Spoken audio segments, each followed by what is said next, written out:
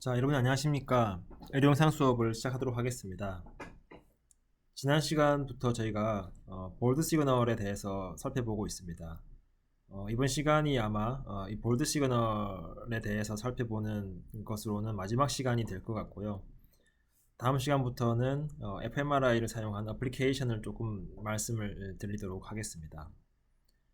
이 볼드 시그널은 이 볼드라는 것은 블러드 내에 옥시에네이티드 헤모글로빈의 레벨, 농도가 어떻게 되느냐에 따라서 MR 시그널이 달라진다라는 게 이제 기본 원리였습니다. 그것의 가장 이제 큰 이유가 되는 것은 옥시제네이티드 헤모글로빈과 디옥시제네이티드 헤모글로빈이 자기장에 미치는 영향이 서로 다르다라는 것이었죠. 그래서 디옥시헤모글로빈의 농도는 MR 자기장에 영향을 미쳐서 실제로 시그널을 얻으면 디옥시네이티드 헤모글로빈 농도가 높을수록 시그널이 작아지는 이제 그런 현상이 있었습니다. 그래서 우리 fMRI의 이 볼드 시그널의 가장 큰 특성 또는 이런 시그널을 통해서 브레인의 펑션을 이미징할 수 있는 가장 이제 큰 원인 또는 이유가 될 수 있는 것은 바로 블러드 플로우와 이 CMRO2 즉 산소의 소모량의 어떤 미스매치 때문이었다라고 이제 지난 시간에 계속 말씀드리고 있었습니다.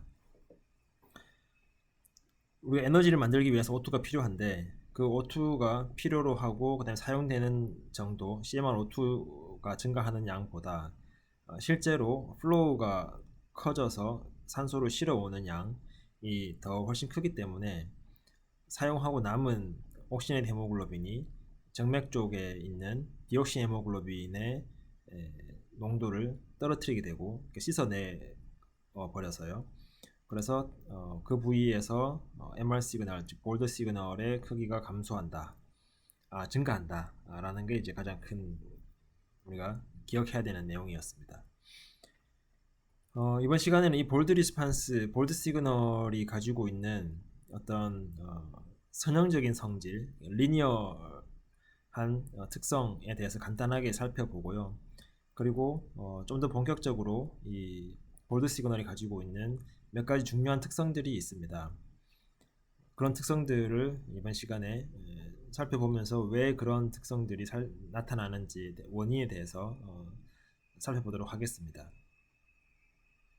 우선 볼드 시그널은 자극이 스티뮬러스가 주어지면 어느 정도 딜레이가 되어서 피크가 나타나고 자극을 주는 동안 유지된, 그리고 자극이 끝나면 다시 떨어지는데 여기 보시는 것처럼 약간의 딜레이를 두고 떨어지면서 베이스라인으로 돌아갈 때 밑으로 내려왔다 다시 회복되는 그런 현상을 보여주고 있습니다.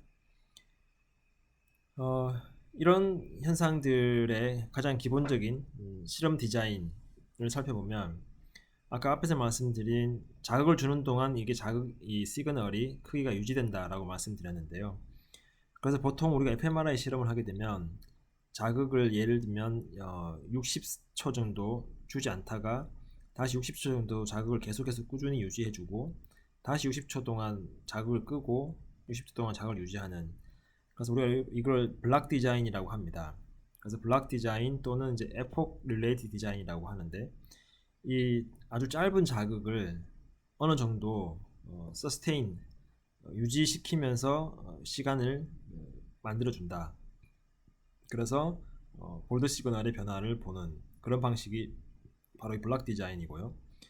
그래서 보시면 요 네모 자극 하나하나가 짧은 타임 시간 동안 우리가 뇌의 특정 부위에 스티뮬러스를 주는 그런 박스라고 생각하시면요, 우리가 아까 그 자극을 주는 온시키는 요 구간, 요 시간 동안에는 이런 작은 자극을 계속해서 연달아 주게 됩니다.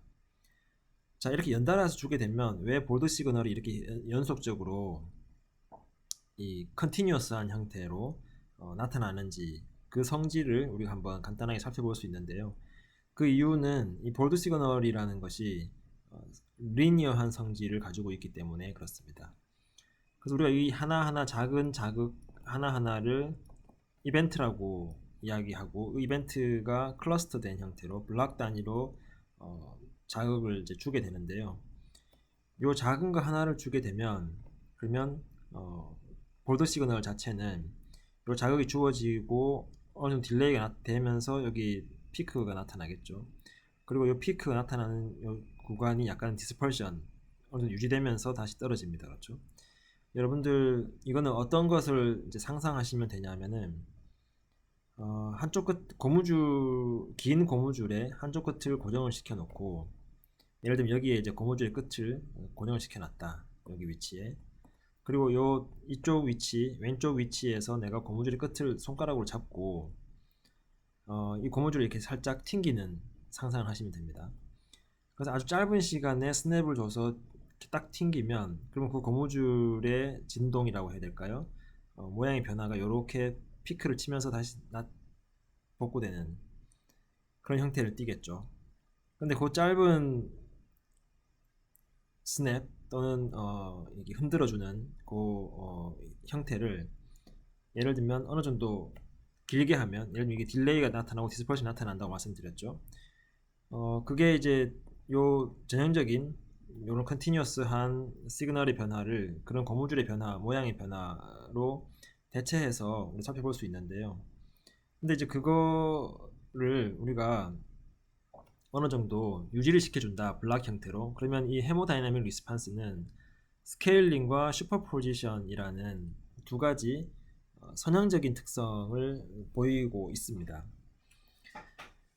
자, 여러분들 혹시 선형대수 같은 과목을 들어보면 어떤 함수가 선형이다 또는 이제 어떤 함수가 비선형이다 라고 이야기를 하는데, 어떤 함수가 선형이다 라고 하려면 그 함수는 크게 두 가지 성질을 만족해야 됩니다.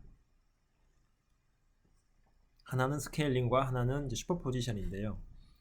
이 스케일링이라는 것은 예를 들면 어떤 함수 f가 있는데 f 안에 ax 인풋에다가 어떤 스칼라 값을 곱해서 함수를 구하면, 이 함수 f가 선형이라고 하면 이 a가 밖으로 떨어져 나와서 곱해질 수 있다. 그래서 이 조건을 만족하면 이게 이제 흔히 우리가 말하는 스케일링 컨디션이 됩니다. 슈퍼포지션이라는 것은 어떤 함수 f에다가 x와 y를 더해서 인풋을 넣어주면, 그러면 이제 얘가 fx 플러스 fy가 되는 이런 형태를 우리가 슈퍼포지션이라고 합니다. 그래서 인풋을 스케일링해서 넣으면 원래 오리지널 인풋을 f 취한 다음에 그 스케일링만큼 이후에 곱해줘도 똑같다는 거고요. 그리고 두 개의 서로 다른 인풋을 더해서 넣으면 각각을 함수를 취해서 만들어진 값을 이후에 더해도 똑같다. 이 두 가지 조건이 어떤 함수 f가 선형일 수 있는 조건이 되겠습니다. 그런데 이 볼드 리스판스는 이러한 선형의 조건, 즉 리니어리티 컨디션을 모두 만족하고 있습니다. 스케일링이라는 것은 우리가 예를 들면 여기서 이런 자극을 주었을 때 볼드 시그널이 요만큼 올라와서 이렇게 떨어졌다. 즉 고무줄을 내가 저 끝에 잡고 아주 약하게 살짝 올리면 그럼 이런 이제 고무줄 모양 변화가 나타난다는 거죠. 근데 우리가 이거를 2배 키워서 흔들면 또는 자극을 주면 그 아웃풋도 2배가 커진다 라는 거죠. 볼드 시그널의 크기 3배 키우면 3배 커지고, 그리고 예를 들면 그 스케일링은 이 Y축으로의 크기의 스케일도 있지만 우리는 이제 시간적인 축도 있잖아요. 그 템포럴 도메인, 템포럴 엑시스. 그래서 시간의 축으로도 굉장히 짧은 시간 자극을 주면 그러면 이 정도 이렇게 볼드 시그널이 올라왔다가 내려가는데, 얘를 이제 2배 정도의 긴 시간, 그러니까 자극을 주는 듀레이션을 키우면 시그널이 여전히 2배로 올라갔다 내려가고, 3배 키우면 3배 올라가고, 4배 키우면 4배 올라가고. 그래서 이 스케일링이라는 것은 어떻게 보면 Y축으로 스케일링도 있지만 템포럴 도메인으로의 스케일도 있을 수 있고요. 슈퍼포지션이라는 건 이제 2개의 인풋을 더해야 되죠. 그래서 한번 자극을 주고 이 뒤에 어느 정도 시간이 지난 다음에 다시 자극을 주면, 그러면 올라왔다가 내려와서 다시 자극을 주니까 다시 올라왔다 내려오죠.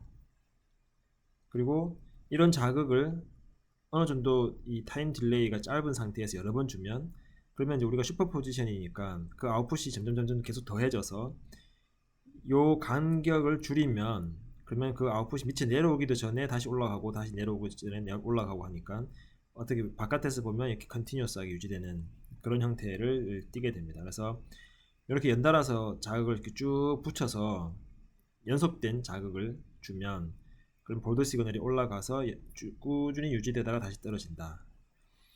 그래서 이런 이제 슈퍼포지션의 형태를 이 볼드 시그널이 잘 보여준다라는 것입니다. 자, 그래서 스케일링과 이 슈퍼포지션의 두 가지 조건을 만족하면서 볼드 시그널은 이런 이제 선형적인 특성을 띠고 있고요.